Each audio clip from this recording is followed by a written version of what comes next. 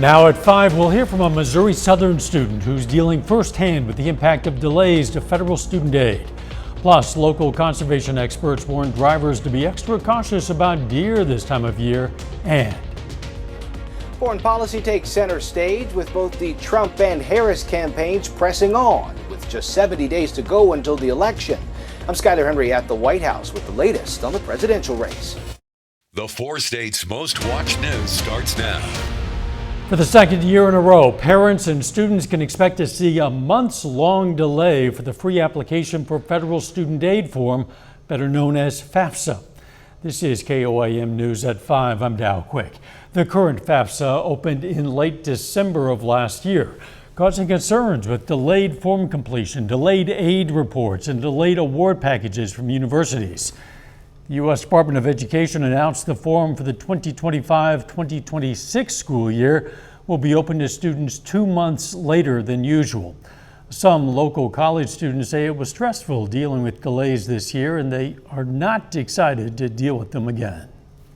I was just really stressed out. I considered not going, but I feel like it's better that I did, and I'm glad that I did get the aid that I needed. But I definitely was really anxious for a long time, and yeah, it made my skin and everything flare up. I was just anxious. This series of delays comes after Congress passed the FAFSA Simplification Act in 2020.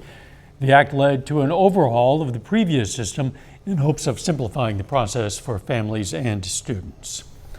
Let's check in with meteorologist Lindsay Gaffney now for a first look at the weather. Heat advisories will continue until 9 p.m. tonight for nearly all of our counties. Heat index remains still in the 103 to 106 range. Now, we had a couple of isolated showers and thunderstorms, but for the most part, we're going to remain mostly clear tonight and most of the day tomorrow. The overnight lows only dropping down to about 80 degrees by midnight tonight, and lower than that, only getting down to about 76, 77 for our overnight lows. So it's still going to be pretty hot and humid for the rest of the night. But current temperatures right now still about 98 out in Joplin, definitely still hot and high humidity as well. A light breeze. We're looking ahead. We might get a couple of rain chances in the forecast. I'll have those details coming up. See you soon. The Missouri Department of Conservation says you need to be extra mindful of deer this time of year while driving. Deer mating seasons, typically October and November, which means they're going to be out in greater numbers. MDC conservationists say you should never swerve to avoid hitting a deer, and that it's better to just hit it head on. So that means that one of the things we have to be on the lookout for is when we're driving for deer crossing the roads. The peak time for this activity is October and November, because that's when the deer mating season is. But that doesn't mean that deer aren't moving at other times of the year too. Conservationists also say it's important to have your high beam lights on while traveling at night so you can see farther in front of you. The Arma, Kansas Library hopes to upgrade their building and fix some structural concerns. They faced a mold issue, and as a result of clearing it up, they're now figuring out how to fix their walls and sheetrock. While they received a grant, the repair costs were more than the grant amount. The library offers a food pantry, book clubs, and internet to the community, so the city wants to improve the library for their guests. Sewing, cooking, and as they have a small kitchen there as well to work with. And so it's a good communal point for people to meet. And we want to keep it that way and continue to improve. They also hope to fix the front door of the library to make it accessible for people with wheelchairs, along with other upgrades. Former President Donald Trump is trying to tie Vice President Kamala Harris to the Biden administration's chaotic and deadly withdrawal of U.S. soldiers from Afghanistan 3 years ago. Reporter Skyler Henry has more. Present! Out! Former President Donald Trump stood alongside family of service members killed during the U.S. withdrawal from Afghanistan and laid a wreath at Arlington National Cemetery. It was 3 years ago today a suicide bomb attack at the Kabul airport killed more than 100 Afghans and 13 U.S. service members. Speaking to National Guard Association members in Detroit, Trump looked to blame Vice President Kamala Harris for the pullout. caused by Kamala Harris, Joe Biden. The humiliation in Afghanistan set off the collapse of American credibility and respect all around the world. During his administration, Trump signed a withdrawal agreement with the Taliban that the Biden administration carried out. The Vice President says she was that last person in the room on that decision. Is that failure also hers? We've got to stop assigning partisan blame on fundamental things like our national security. The Harris campaign tells CBS News the vice president will start focusing more on foreign policy as she works to persuade more voters that she's ready to become commander-in-chief. Harris returns to the campaign trail later this week with a bus tour of Georgia. Her campaign sees it as a state that's in play and where they're willing to spend some of the more than $500 million already raised on advertising and get out the vote efforts. Skyler Henry, CBS News, the White House. Harris and Trump are scheduled to debate each other on September 10th, but the two sides are still squabbling over the ground rules. The Harris campaign wants the candidates' mics left on all of the time, as opposed to only when one's candidate's turn to speak, while Donald Trump says he does not want the debate to be moderated by ABC News, as is currently scheduled. He says that network is biased against him. A bipartisan task force toured the Pennsylvania field where a gunman tried to assassinate Donald Trump. The group of House lawmakers surveyed the grounds in Butler County, Pennsylvania, where Trump held a rally on July 13th. They went on to the rooftop where the 20-year-old gunman laid in wait and opened fire, hitting Trump, critically injuring two rallygoers and killing another. Lawmakers said it was important to be in the physical space where the violence occurred. The big thing for us being here today was to actually be on the ground, get familiar with the ground, be comfortable with the questions we were going to ask because of the way it was laid out. I definitely took note today that there were a lot of lines of sight that appear to have been unsecured that day, that didn't have eyes on or that weren't secured, and certainly at this point a lot more questions than answers. The task force has subpoena power as it tries to identify security failures. The panel has until December 13th to submit its findings, including any recommendations for legislative reforms. Still ahead, problems with pests. West Nile is the leading cause of mosquito-borne disease in the U.S. I'm Jared Hill with how Dr. Fauci is recovering after being hospitalized from an infection. Plus, how where you live could impact your likelihood to be diagnosed with dementia. Those stories next in Health Watch. Topping today's Health Watch, a new study highlights how patients are getting different dementia care across the U.S. According to researchers, those who live in Connecticut are 18% more likely to get an Alzheimer's or dementia diagnosis than those who live in Massachusetts. That's because healthcare systems in Connecticut might do a better job of screening and diagnosing. While all patients were using Medicare, researchers say differences exist between hospitals and specialists. Scientists in Berlin found a new way to improve the effectiveness of some breast cancer drugs by using the body's internal clock. Circadian rhythm can impact a drug's performance, but the schedule varies from person to person.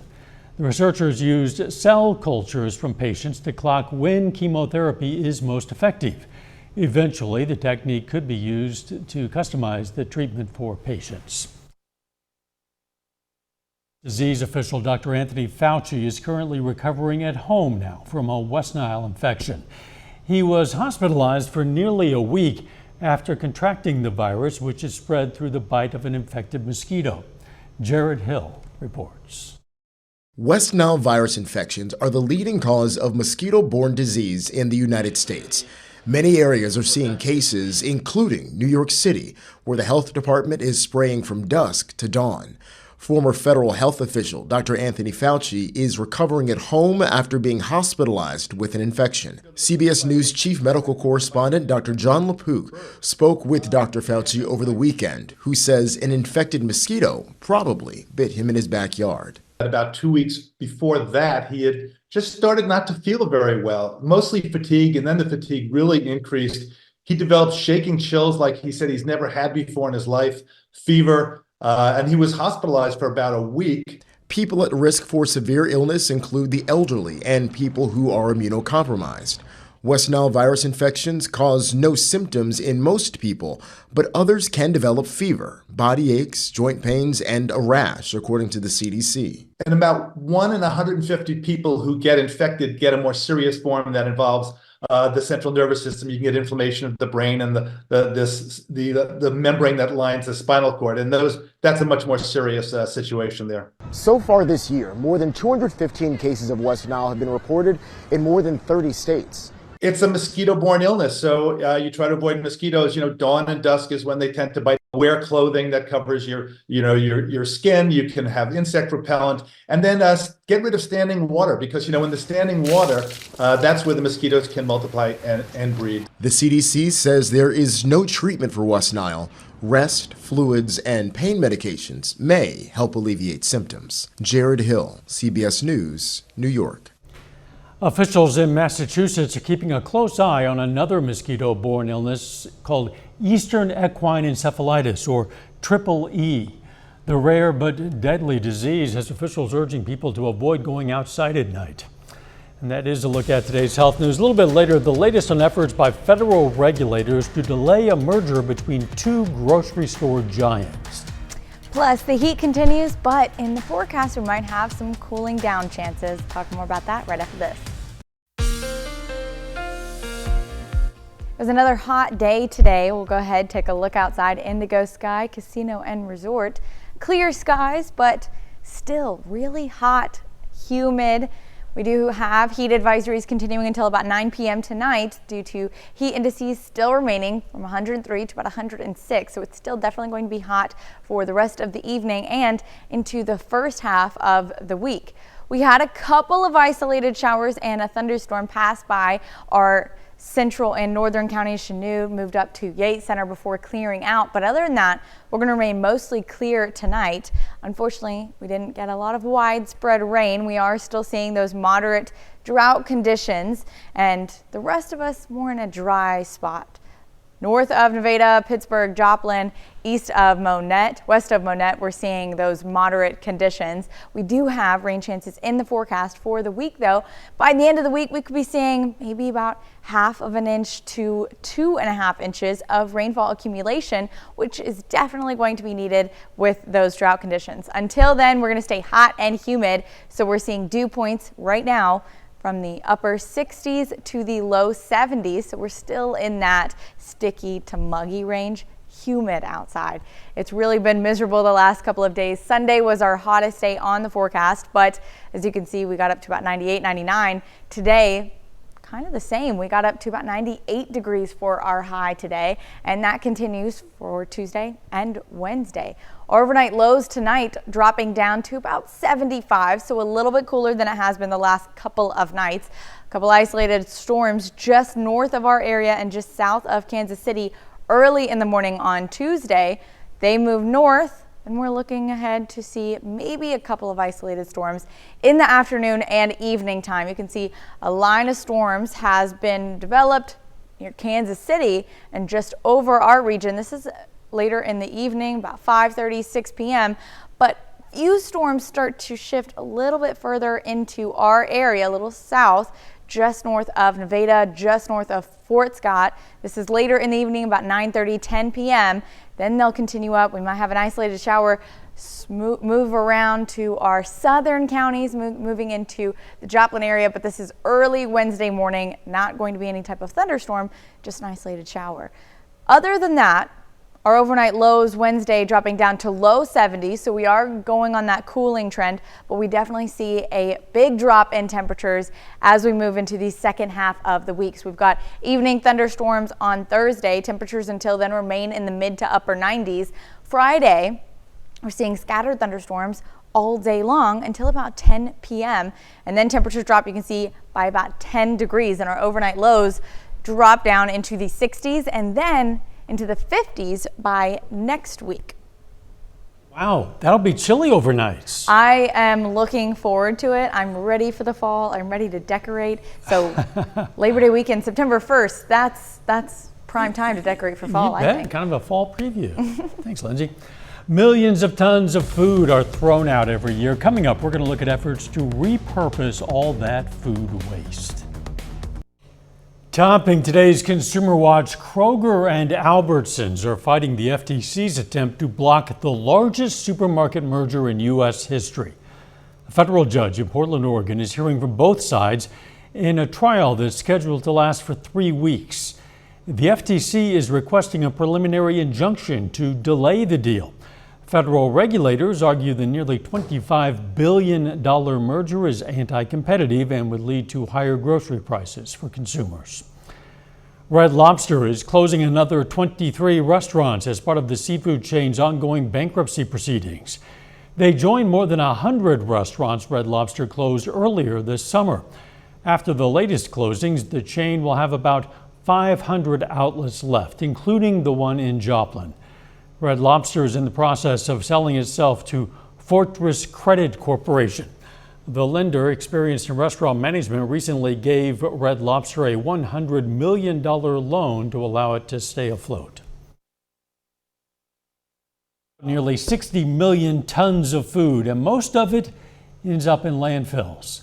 But Itai Hahn shows us how a growing number of states are repurposing what's already being tossed. Sirloin steak. Most people see expiration dates as the end. But for Will Dittmar, they're just the beginning. We waste enough food to fill Oracle Stadium on a daily basis. It's unforgivable.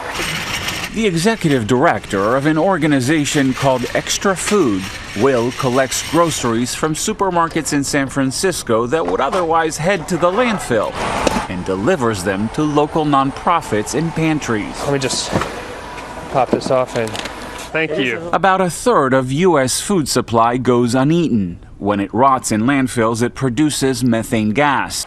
California now requires all supermarkets to give away food that is still fit to eat rather than throw it away.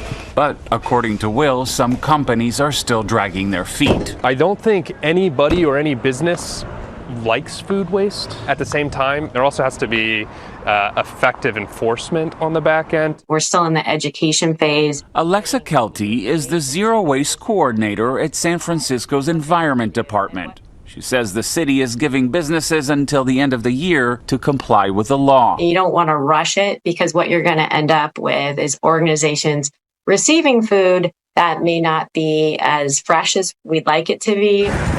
Today, Will is delivering produce, meats, and baked goods to the Derek Silva community, a nonprofit that helps people living with HIV and other disabilities. The food has been a godsend to residents like Vicente Macias. For me, this is like glory. Helping those most in need by filling bellies instead of landfills. Itai Hahn, CBS News, San Francisco. Final check of the forecast next.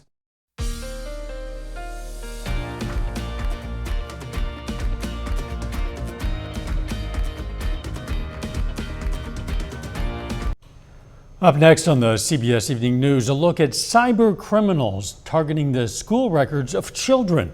What your child needs to know about how to protect their identity and information. Then on KOAM News at 6, we're going to hear more about the impact of FAFSA delays on local college students. Plus, the Missouri Department of Conservation brings attention to an invasive lizard species in the area. And Missouri Southern football holds its first press conference of this season. Stay with us for the CBS Evening News and then KOAM News at 6. Hey, to be the first to see breaking news, weather, and sports, all you have to do is download the KOAM News app. It's available free of charge in the Apple App Store and the Google Play Store. You can download it right away. All you have to do is search for KOAM News app. It's hot out there. It's been hot out there, but cooler weather is at least on the horizon. It is end of the week, so just in time for Labor Day weekend. Until then, we've got a couple of isolated storm chances tomorrow, but temperatures remain in the upper 90s Tuesday, Wednesday, and Thursday. But Thursday night and Friday, those storms are bringing a drop in temperatures. Thanks for joining us. The CBS Evening News is next. And of course, we're going to be right back here for KOAM News at 6. We'll see you then. Let's make it a great evening.